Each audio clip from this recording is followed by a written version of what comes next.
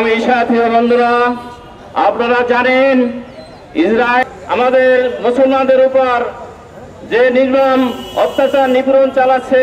মতিউর রহমান ভাইয়েরা আমার, আজকে ইহুদি রাষ্ট্র যে সুরা সদস্য অধ্যক্ষ জহিরুদ্দিন মোহাম্মদ বাবর ভাই, এই ঈদে জামা জুতো অ্যাক্সেসরিজের ডিসকাউন্ট। উপর যে হামলা ইসরায়েল করেছে, এটা আমরা বিশ্বাস করি মুসলমান বিশ্ব এবং সমগ্র মুসলমানদের উপর এক বড় আঘাত আনা হয়েছে। আমরা একটা বিষয় স্মরণ করিয়ে দিতে চাই, আমরা যখন হুদায়বিয়ার সন্ধিতে ছিলাম রাসূল সাল্লাল্লাহু আলাইহি ওয়াসাল্লামের নেতৃত্বে, হুদায়বিয়ায় আমরা এক সেকেন্ডের জন্য সন্ধি ভঙ্গ করি নাই। হযরত ওমর রাদিয়াল্লাহু তাআলা যেদিন প্যালেস্টাইন বিজয় করেছিল, আমরা ইহুদি এবং সমগ্র বাতিল শক্তিকে ক্ষমা করে দিয়েছিলাম। আমরা স্মরণ করিয়ে দিতে চাই, সমগ্র মুসলমান যদি ঐক্যবদ্ধ হয়, আমরা পুনরায় প্যালেস্টাইন আবার মুসলমানদের দখলে নিয়ে আসবো ইনশাআল্লাহ। আমরা প্যালেস্টাইন বিজয় করব এবং গাজাকে মুক্ত করব ইনশাআল্লাহ।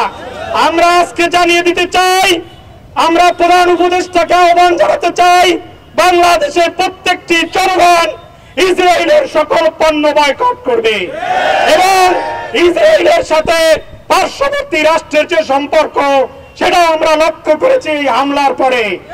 অতএব যারা ইসরায়েলের সাথে সম্পর্ক রাখবে, তাদের সাথে সমগ্র মুসলিম বিশ্ব বিচ্ছিন্ন ঘটাবে তার সম্পর্কের। আমরা সৌদি আরব সহ ৫৫টি মুসলিম রাষ্ট্রকে ঐক্যবদ্ধ হয়ে মুসলমানদের পক্ষে, প্যালেস্টাইনের পক্ষে দাঁড়ানোর আহ্বান জানাচ্ছি। মিছিলের মাধ্যমে যেহেতু শেষ করতে চাই না, গাজাবাসী মুসলিম ভাইদের পক্ষে আমাদের রক্তের প্রয়োজন হলো, আমরা সেই রক্ত দিতে প্রস্তুত আছি।